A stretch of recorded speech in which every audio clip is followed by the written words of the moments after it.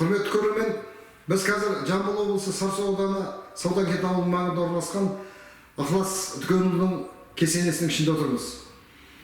Ықылас дүкені кім? Ықылас дүкені бүкіл әлемге белгілі сазгер, қобызшы, ірі тұлға. Бұл кісінің атын есімін итальяндық скрипкашы, аспабын жасайтын Страдивари, Гварнери, скрипкашы итальяндық Паганинидің қатарына қоюға болатын әруағымыз, бабамыз.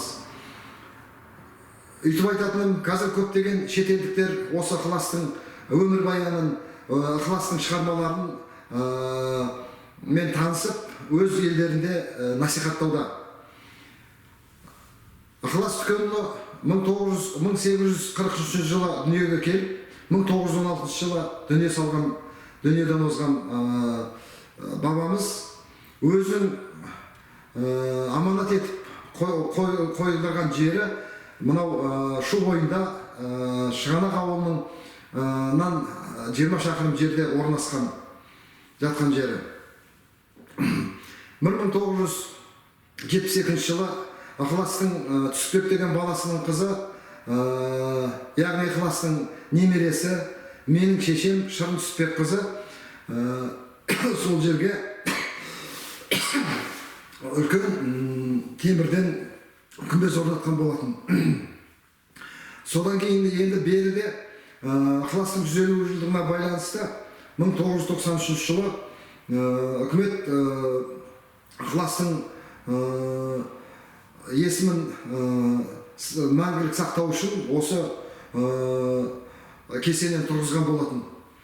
Сол 93 жылдан бері бұл кесене әлі күрделі жөндеу көрген жоқ. Жаңа өздеріңіз видеороликтен көргендей, жан-жағы тозған, тастар түскен, сынған. Осыдан бірер жыл бұрын Саудакент ауылының азаматы белгілі кәсіпкер Тоқан Біләлиев өзінің қаражатына шамалы ептеп жөндеулер жүргізген болатын. Бірақ енді бұл жерге көріп отырсыздар, осындай тарихи ескерткіштерді жөндейтін арнайы мамандар керек. Бұл жерге мынандай мәрмір тастарды кесіп, дұрыстап қалап қоятын мамандар керек. Сонымен қатар осы кесене аудандық мәдениет бөліміне қарасты екен.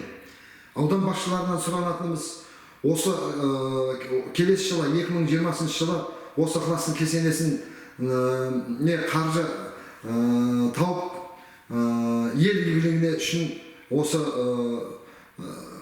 күрделі жөндеуді жүргізіп берсе екен деймін. Өйткені елбасымыз айтқандай рухани жаңғыру аясында мынау жастарымыз тарихын білу керек. Енді іргемізде жатқан осы Ықылас бабамызды көтере алмасақ, осы кесенесін дұрыстап қоя алмасақ, біз қандай рухани жаңғыру боламыз? Жастарымызға не дейміз? Келешек ұрпағымызға. Өлі резия болмай, тірі байымайды деген қазақтың сөзі бар. Сондықтан аудан басшыларынан, Ықылас ұрпақтарының атынан және де осы халқымның атынан сұранатынымыз келесі 2020 жылы осы Ықылас кесенесін күрделі жөндеуден өткізіп берсе екен дейміз. Жақсы, рахмет.